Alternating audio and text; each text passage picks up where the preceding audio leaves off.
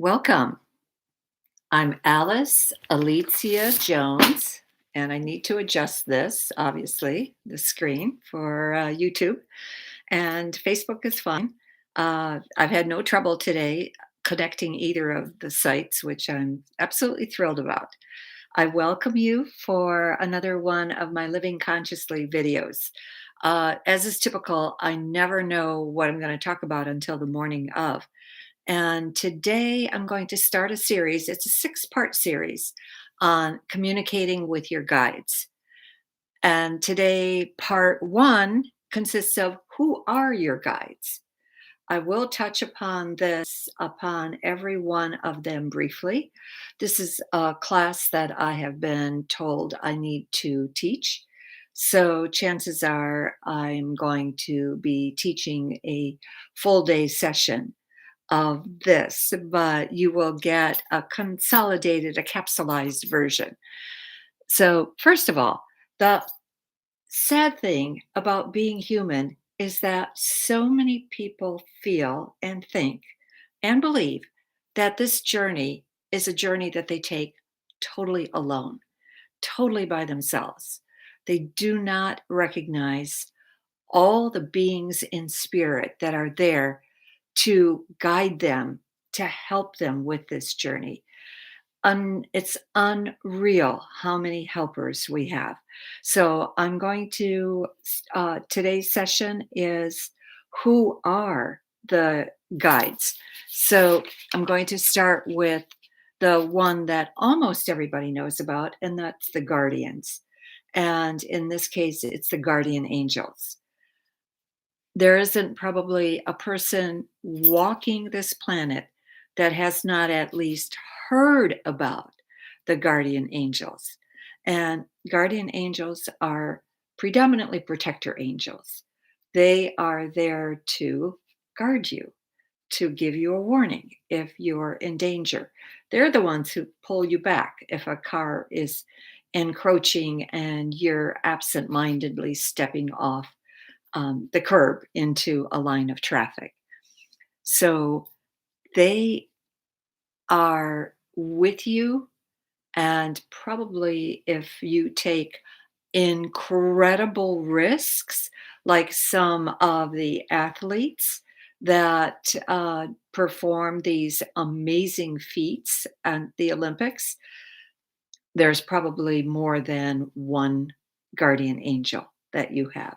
Probably, I'm going to say one stationed on either side of you to keep you from hurting yourself. And sometimes even that doesn't help because so many athletes have hurt themselves. The second being that is very little known, and this is called a watcher. And the purpose of this being is to access and assess the development of your soul. So, because we are so ego driven on this planet that our personality may judge that we have been nothing but a failure in what we've attempted to do. The irony about the watcher is that if you key into them, you will recognize that what you may have thought of as your greatest defeat on this planet is your greatest advancement in spirit. Totally the opposite of where you thought you were going. But as far as your soul is concerned, it's an advancement. So thank you. Hi, Christine. Welcome. Um, we know that the watcher are basically light beings, and probably I'm going to give them the credit of the realm of the angels as the watchers. And those of us who also take other risks with our lives, if we go into dangerous parts of the planet, they're the ones who effectively keep us safe. Go here, don't go there. And They are very, very active in our life when we need them the most. The next being in spirit is the recorder angel. The recorder is a very important function because the recorder is the one who takes down all of our actions, our thoughts, our deeds, and puts them into a book of life that we access when we go into the Akashic records. This is why you know when you meet somebody whether you are favorably disposed towards them or are warned not to or to be afraid of them or not to have any entanglement with them or any type of response with them because of the watcher angel who has recorded everything. Do we ever get away with anything? Absolutely not. Absolutely not. Those people who think that their thoughts are private, that is not the case. Thoughts are recorded, which you will see when you do access your book of life in the Akashic record reading room. The next group are called the teachers.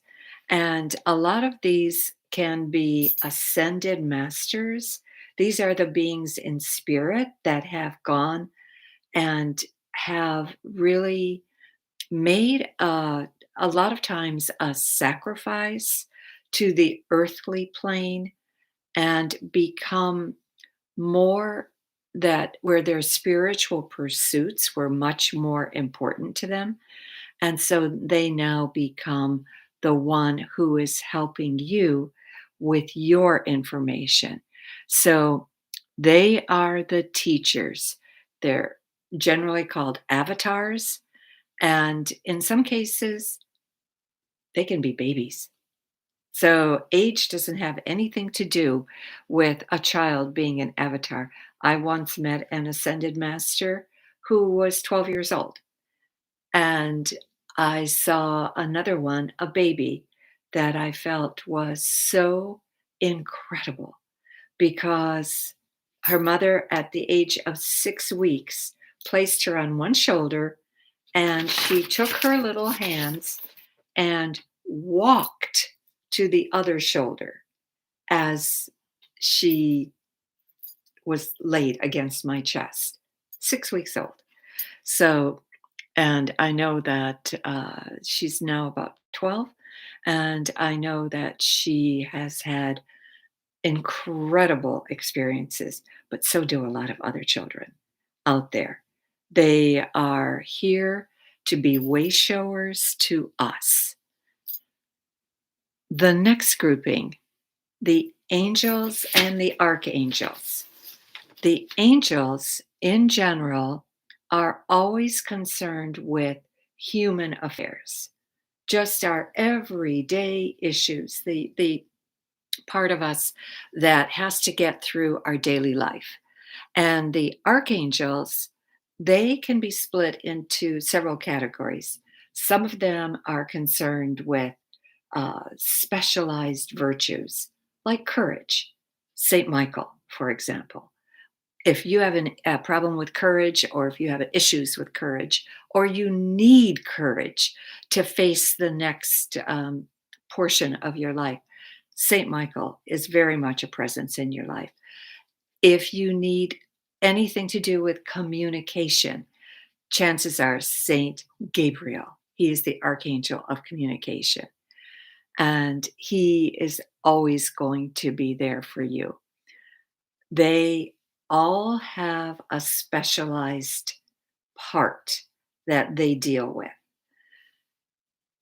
Another group in this same choir of angels is the principalities. And the principalities have to do with world governments. So every single leader of the planet, of a government in the planet, and I think we've got, what, 220 governments total? Every single leader has a principality angel, archangel attached to himself or herself. And it's absolutely amazing because we are turning over from a patriarchal system into a matriarchal system. And we are working towards a place where wars are going to be eliminated. Wars are no longer going to be the staple on this planet, which, I mean, it has been tragic. I don't think, it's, I think I read somewhere that the world has had 20 years of peace, that where there has been no war on the planet at the time. So, anyway, that is hopefully where we've been promised 1,000 years of peace, and that is the work of the principalities. And also another group, another choir of angels, the dominations, the virtues, the powers. They also, each one of them has to do with global, with planetary, and with issues that affect other planets. You, I know you're all familiar with Star Wars, but there was one portion where Obi-Wan Kenobi says, I felt a great disruption in the force. And it was at the exact moment that an entire planet was blown up because of the warlike nature of the creatures. This type of behavior has repeated itself throughout our universe. And this type of behavior is going to be eliminated. Um, as we bring peace to ourselves, we bring peace to our planet, we also bring peace to the cosmos. It all starts with us. It starts with how we react in the light of pain, in the light of problems, in the light of anything that we have that is not, doesn't feel comfortable to us, doesn't feel beneficial. And the more that we can deal with these issues, the more that we have the power to change the cosmic nature. The last group of angels, the last one, the seraphim, the cherubim, and the thrones.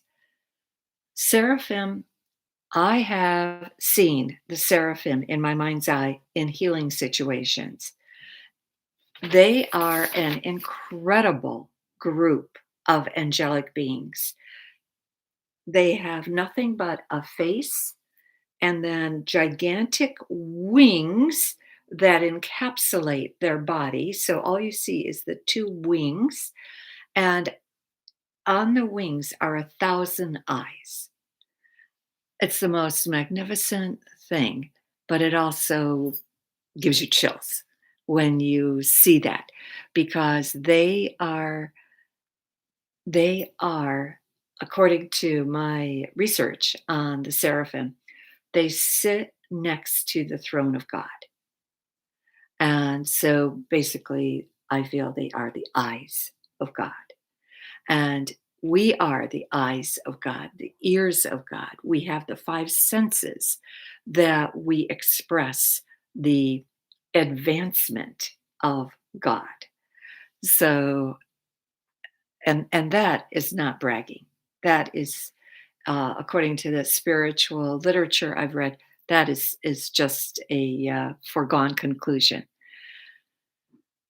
The next group are the healers, and the healers can be Reiki masters because they are all involved in healing. All beings on this planet that have been surgeons or had anything to do with medicine can become a healing guide. The masters of the seven rays, of which Lady Nada is one of them, I have many times have seen her when I've been dealing with children who have gone into spirit, whether they were like a miscarriage a few days old to teenagers where they're still young adults. They go under the care of Lady Nada. The Masters of the Rays are, it's a fantastic book by Elizabeth Clare Prophet and Mark Prophet. Highly esoteric, but well worth kind of plodding through. So I do recommend that you get it. So those are the healer guides. The next group are two, and they come from the David Kingdom. The David Kingdom is a part of the angelic kingdom, but they have to do with all the plants, with all the animals, with the living being that Mother Nature is, that Mother Gaia is. So these are first and foremost your totem animal. This is the animal you are born with. And like people say, well, who is my totem animal? What animal do you identify with? What animal do you like say, well, if I could be an animal, I'd want to be? And this could be anything. This could be a bunny. This could be a reptile. This could be an insect. This could be a big cat. Um, just could be a bird. Whatever it is that you identify with, chances are that that is your totem animal. Then the group following this are the power animals.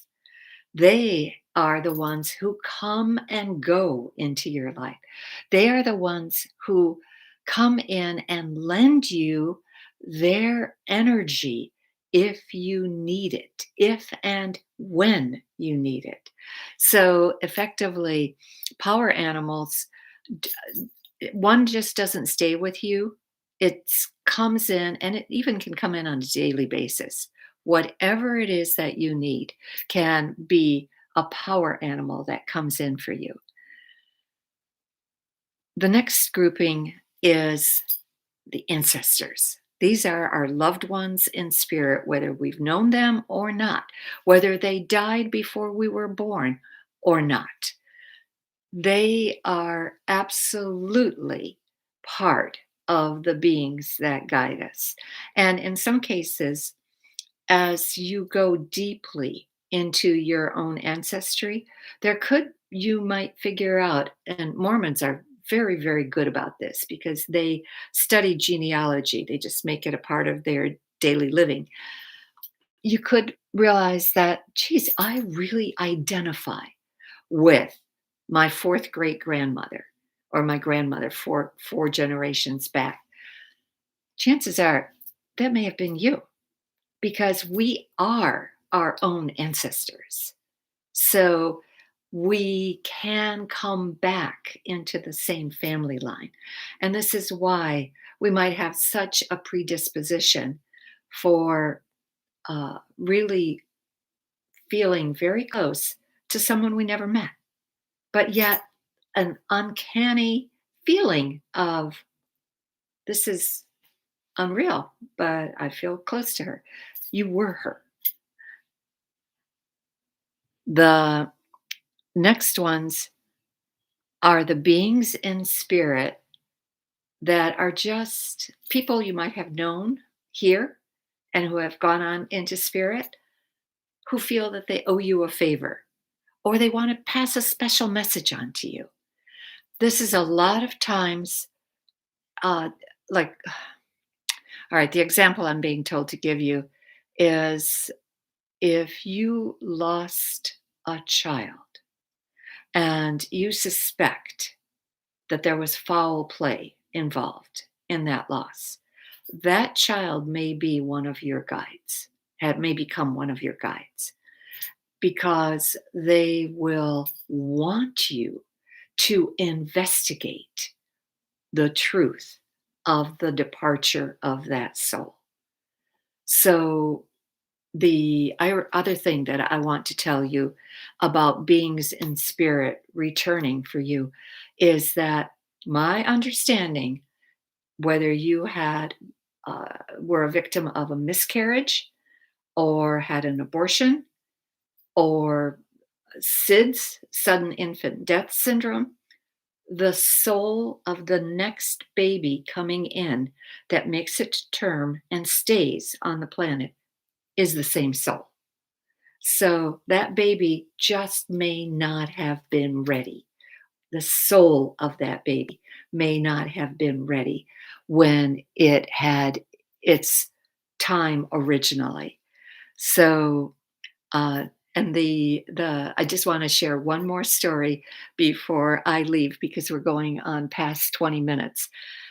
But there was one time where I had a reading with somebody, and she goes, "Alice, there's a lieutenant colonel here who basically said you did him a lot of favors while worked with him, and he now wants to return the favor." And sure enough, I knew exactly who that was when we were brand new in real estate. The At the first real estate company that we all became part of, there was a group of us, including this lieutenant colonel, who got together and canvassed a neighborhood. Every one of us would take a street and we would just go knocking on doors. Now, bear in mind, this was almost, 47 years ago. So, knocking on doors was not a tragic thing to do as it is today. You would not do that. You just would not. But back then, it was a pretty common practice for real estate agents to do. And then we would come back and I would help him review the leads that he got, and I would help him, like maybe write out his copy for any listings that he got, and just help him in merchandising it. So, anyway, that the last thing I wanted to share was occasionally we don't give our guides enough tribute, and we aren't very kind to them. Uh, I'm telling on myself because this is the way I teach. There was one time when we were at a Catholic mass, this is when our children were very young, and all of a sudden I sense that my mother-in-law is there, and she keeps repeating the same phrase, "Tell him about us. Tell him about us, that we exist in spirit." And she was referring to her own son. And so in mentally, in my mind's eye, I said, "Tell him yourself," because I didn't feel that if I had made this comment to my husband, that he would be as believing as if his own mother would tell him. Unfortunately, she did not feel she could get through to him. She never came around again. So I think my senses, she was insulted by the comment, tell him yourself.